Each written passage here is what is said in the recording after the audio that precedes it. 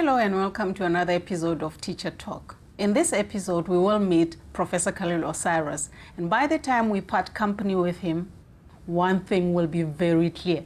He breaks down most of the stereotypical walls built by society. He is humorous, sometimes at his own expense. For an ex-convict who served 20 years in prison for robbery, Osiris, an articulate and well-read professor, graduated with a bachelor's and a master's degree from an Ivy League university, Boston University in the US, during the time he was incarcerated. During this time, he was beaten by guards and subjected to solitary confinement, but he decided to liberate his mind. And while in prison, he organized book clubs to promote literacy, formed prisoners' study groups, and created numerous programs based on the principles of restorative justice. He even designed a program called COCMP, a cognitive behavioral change model meant for educators, learners, and parents. He has some unique things to say about teachers.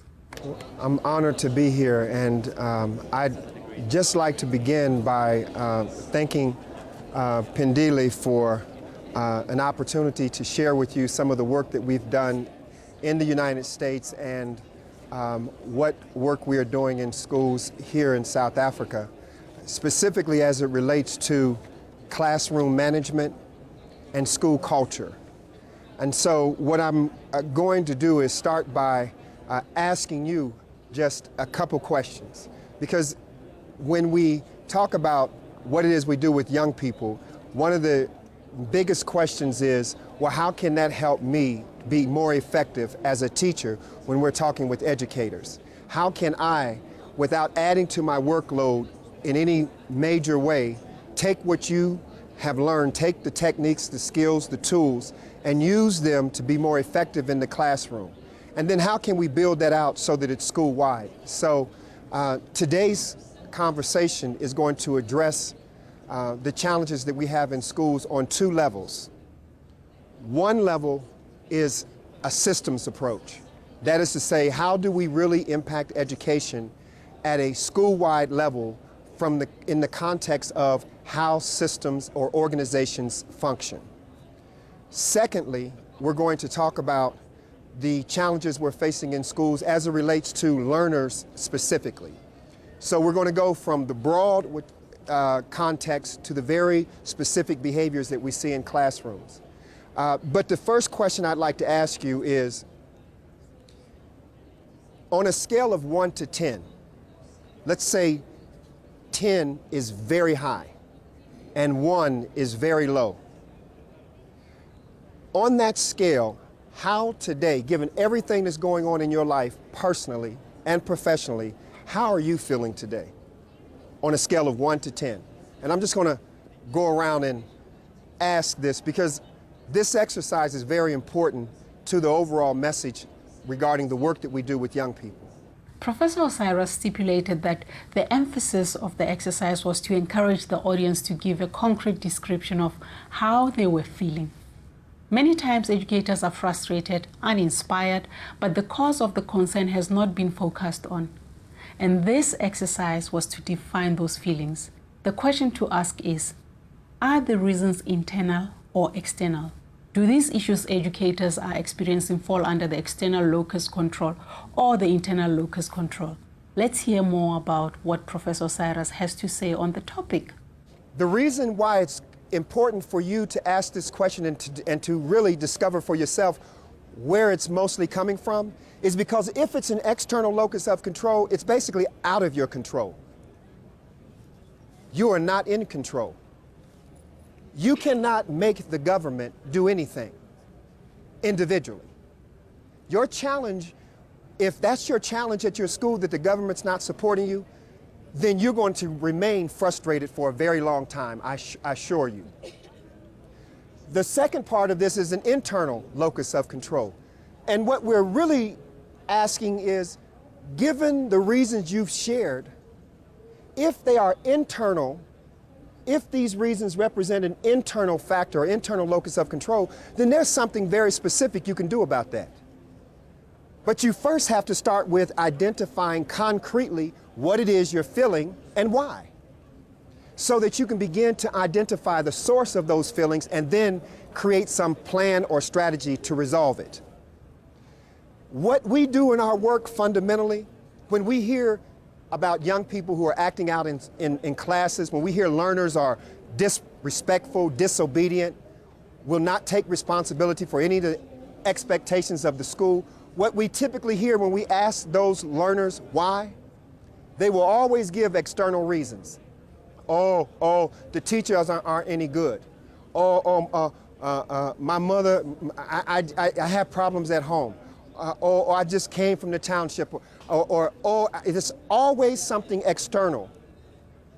And as long as you are externalizing your problems, it's typically what happens is it justifies you feeling like a victim. And if you feel like a victim, then what happens is you're saying you're powerless. You're saying that as a victim, someone else has control. And if you, as an educator, are modeling this kind of attitude, then what do you expect of the learners? Do you really think that their behavior happens in a vacuum? That it happens outside the context of an experience they're having on a daily basis? No, it doesn't. It happens right within that context. So what we're going to do today is look at how can we help learners, but starting with ourselves, to move from an external locus of control to an internal locus of control. How can we literally, in our own lives, in our own experience, in our daily teaching experience, put ourselves in a position where we are more in control of the situation, because we are exercising our power internally over the environment that we're in. That's going to be a very big point that I want to show us today how to do, how to accomplish, individually, as well as school-wide. Now, given that we've seen this, the power of this external and internal, and we now have some sense of what it means, I'm going to ask you, would you say that the primary reasons that you picked a 4, correct? Are your reasons primarily external or internal?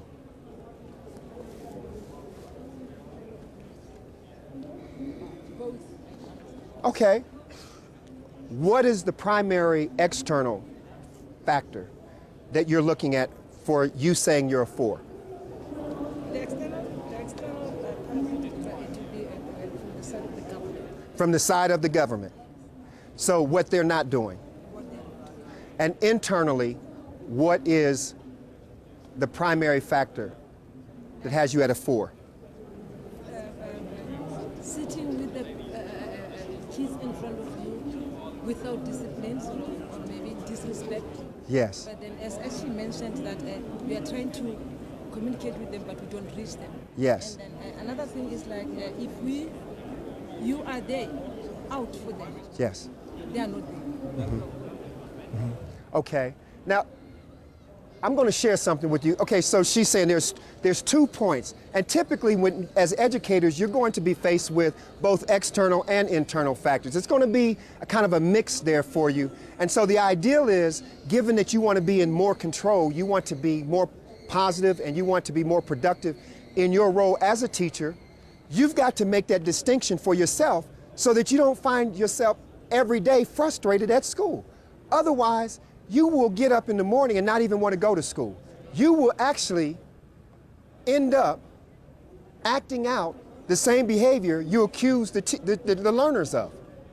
Because when you get to school, your attitude could be as bad as the learners. If you're frustrated, if you're not being supported, if every time you try to do something correct, someone is suppressing you or beating you down.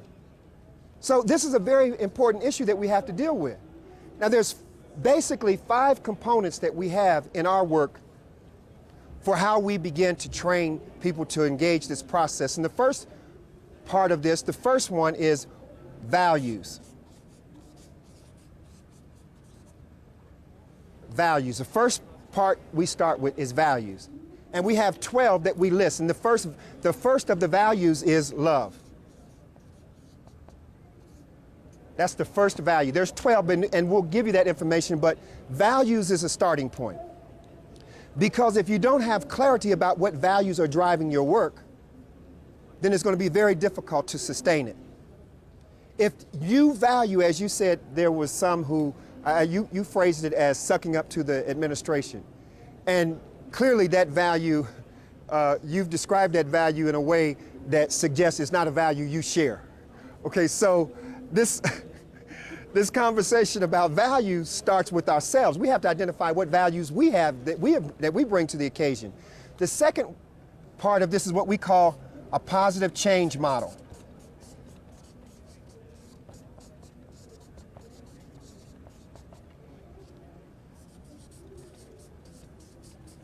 And in the positive change model, we're going to actually show you how to use this process to begin to understand what you can do to be more effective when situations arise in a classroom, for example, or when they arise in your school. The third is what we call social skills. Because whatever you learn, if you want to sustain the change, the new awareness, you have to develop the skills that are necessary to carry it out, to maintain it. If you teach someone something that's new, if you try to encourage them to engage in a new way of thinking, in a new attitude, to develop something, a more positive way of approaching others, that's all good. It's like telling someone who smokes, smoking is bad for you.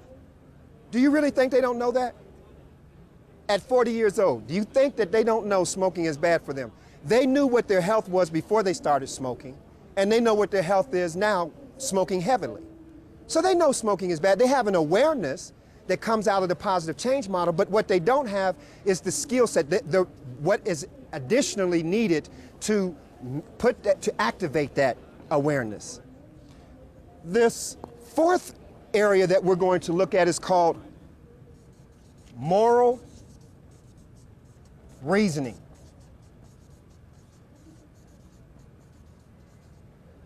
Moral reasoning basically has to do with whatever it is that you do, the fundamental question is, why? Why did you do it? And if you don't have a sense of why you did it, it's going to be very difficult for you to sustain your reasoning for doing it. So the moral reasoning means that underneath every decision you make, underneath all of the action that you take, there is a why question that you need to be grappling with. If you resign from teaching, you need to really be clear about why. And the more clear you are about why, the more clear you will be about what your next steps are. The fifth area that was focused on is termed BPIS, Positive Behavioral Interventions and Supports. The second part of that is called RTI, which is Response to Interventions. For example, if you work with troubled youth, they already exhibit barriers of learning and behavior. So to expect them to function traditionally in a classroom is unrealistic. Professor Osiris states that typically traditional methods of teaching are ineffective in addressing this type of learner population. The focus areas, BPIS and RTI, represent an evidence-based framework to set up school management. Let's hear more about what Professor Osiris has to say about these focus areas. So PBIS, Positive Behavioral Interventions and Supports, and RTI, Response to Interventions, this represents an evidence-based framework for how you set up school management, how we as a school-wide process will begin to implement strategies and practices that are effective in reducing disciplinary problems, in increasing academic performance or achievement, and in strengthening self-esteem, but school-home partnerships. Because a lot of this, some of you have encountered the parents of the children that you're working with, and you struggle with the parents. So it's not just that you're dealing with the child in isolation, you're actually looking at a process whereby if you do not have a model that addresses the school-wide climate or the culture of the school, it's going to be very difficult for you as a teacher to operate in your isolated classroom and think that your learner is going to leave your classroom and sustain the good work they're doing with you. Because you have no model outside your classroom. And even what you're doing, oftentimes, you have not documented what you're doing in such a way where it's curricular, where someone could step in on the day that you're not there. What a blessing.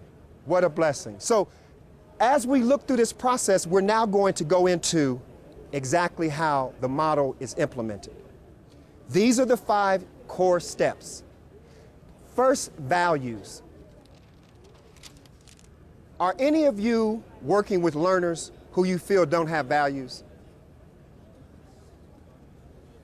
You say, you who are working with the learners from the juvenile justice side of this, you feel that the learners, it just seem like not to have any values.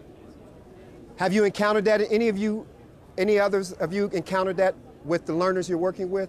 They seem not to have any values, or their values seem to be absent. Has that been any part of your experience? Okay. Here's what we say about values.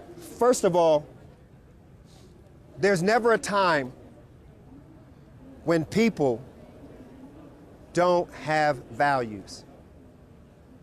But here's what we say about values. When we talk about values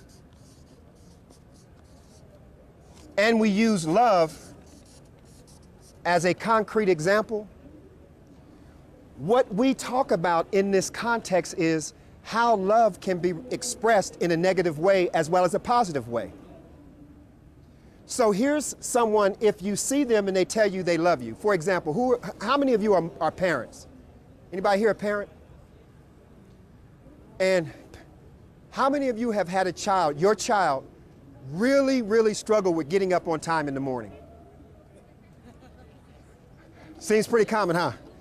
Wait a minute, you struggle with your child, wait a minute, not the learner in school, your own child struggling with getting them up on time. Even you. Okay. Professor Cyrus has shared the principles that are important from a school-wide perspective. The 3 are: be respectful, be responsible, and be safe. The principles reflect positive behavioral interventions and supports as well as response to interventions, as previously mentioned. The professor goes on to give a breakdown of these principles. Be respectful. When we talk about being respectful, we have to define it in terms of concrete behavior. We have to give examples of what being respectful looks like. What does it look like in a school environment when we say be respectful? If you're teaching the value from the beginning as a core expectation school-wide, then children come into the school culture and the school environment with an expectation that these values are consistently demonstrated, are consistently exercised and activated throughout the school, whatever classroom they go into.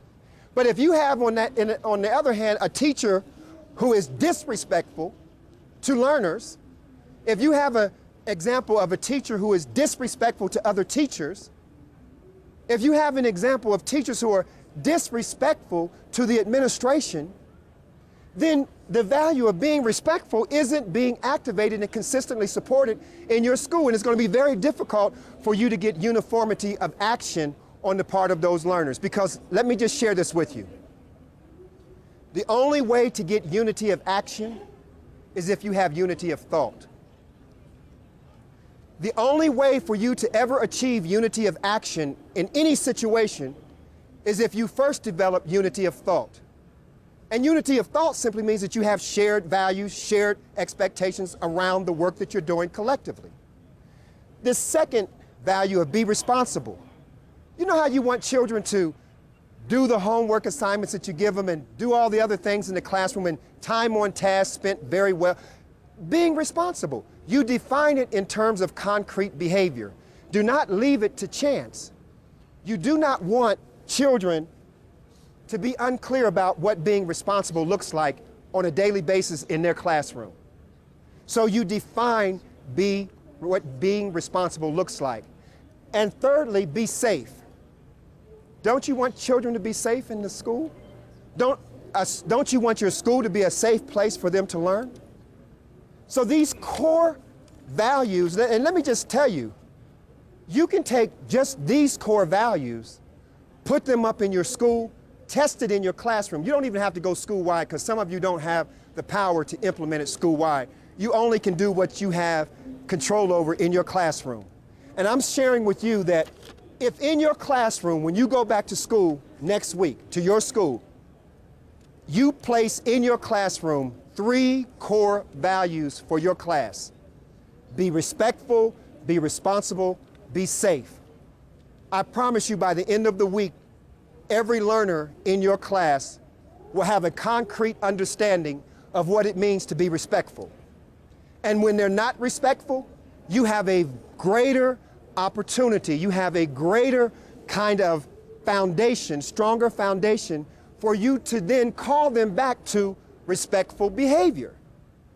But if you haven't set this in motion as a core expectation up front, it's very difficult for you out of the clear blue, because you value being respectful, to expect them to be respectful. You have no frame of reference for agreed or mutually shared values. Secondly, on being responsible, guess what? If you put this in your class, the children will tell you themselves what it means to be responsible. All you have to ask them, what do you think being responsible is? They will tell you. And being safe. Now here's the deal. Notice that all of these are affirmations, they're positives. What we typically see in schools that have zero tolerance policies and emphasize what we call consequences, we see negative affirmations. In other words, don't talk, don't curse, don't fight, don't bully anyone. Really. As long as you tell people, don't, they're gonna do. It's what you encounter it. As a parent, I said, don't stay up all night listening to that crazy music and then expect me to be nice in the morning when you get up or don't get up. No, you're starting from the wrong place. Basically, starting from the negatives is starting from what we call a deficit model. In other words, you start from what you think children lack rather than what they have. Starting from what they have, or the positives, is called a strength-based approach. And the purpose of a strength-based approach is to acknowledge and celebrate what they already have and the genius is already present before they even came to you. And we know that it's present because they arrived at your doorstep or they arrived at your classroom. So there's genius there regardless of whether or not you see it yet. And that's why we say we do not teach to where the child is, we teach to their potential. We are always teaching to the potential. That's why we don't get discouraged by the fact that we don't see it manifest yet, because it's potential we're teaching to. Just think in your own lives. Think as adults, as grown adults now. Haven't you done some things, good things I'm talking about, that you've accomplished, good things you've accomplished, that even you didn't know that you would do? Of course, because it was in you. You didn't know it at the time, but it was in you. That's potential. And I'm telling you, as difficult as a child may be while they're working in your classroom or creating problems in your classroom, there's a potential there for them to be greater than however they're behaving in that moment. But here's what we have to tell you. You understand the values part of it. It's very clear, right? Given that we know that's the case, there's a very simple process that we use for helping educators understand why young people behave the way they do. We say that all behavior, wherever you go in the world, I don't care if it's China, Indonesia, America, or South Africa, all behavior is a consequence of thoughts and values. All behavior is a consequence of thoughts and values. So if a child is acting out in your classroom, you need to know that it's because of the way they're thinking. So if you, as a teacher, focus on punishing the behavior and you never address the thoughts and values that's producing the behavior, you will never sustain the changes that you want in that child. Yeah, you can punish him that day. You can kick him out of your class. You can even expel them from school. but you will never change the behavior simply by doing that. It's like children who get into trouble. Children who are actually already responsible for committing crimes. And your job is to work with them and help them turn their lives around. Okay, so if you intend to do that successfully, if it's your intention to change that kind of behavior around, then you need a way of doing it. You need a process that you can use that you turn over to them, that they become more effective in using for themselves. So this model is what I call the positive change model. It's just like this. Okay, at the top of the positive change model is what we call thoughts and values, and it's all positive. Remember I told you about those values, and I started with love, and I say here's what it looks like concretely. So if we're teaching to a value, love or respectful, being respectful, and it's positive from the start, then what would change this positive behavior? What is this positive thought or value? What would change it most dramatically? What we know from the research, it's conditions or circumstances. A condition or circumstances like your classroom or the situation at home or whatever they're going through in their life. There's going to always be a condition or a situation in your life that will challenge you on the basis of what you're thinking and what your values are. And any time that you find yourself challenged or in a situation, it will lead to you acting a certain way. So the next step here is actions. Conditions demand actions. If you wake up in the morning and you have no money, and you have bills, and you have no food, and your children are hungry, you're going to act. You're going to do something to feed your children. That's the expectation that you have for yourself. But it's a universal expectation for any person that finds themselves in a situation where action must be taken. Now the question is your action positive or negative? If your action is negative, it's because you have engaged in thoughts and values that reflect a negative kind of behavior. What an interesting man. Don't forget to join us next week where we will be concluding Professor Cyrus's presentation. And if you would like to comment on this broadcast, please contact us on helpdesk@learnextra.co.za or leave a post on our Facebook wall.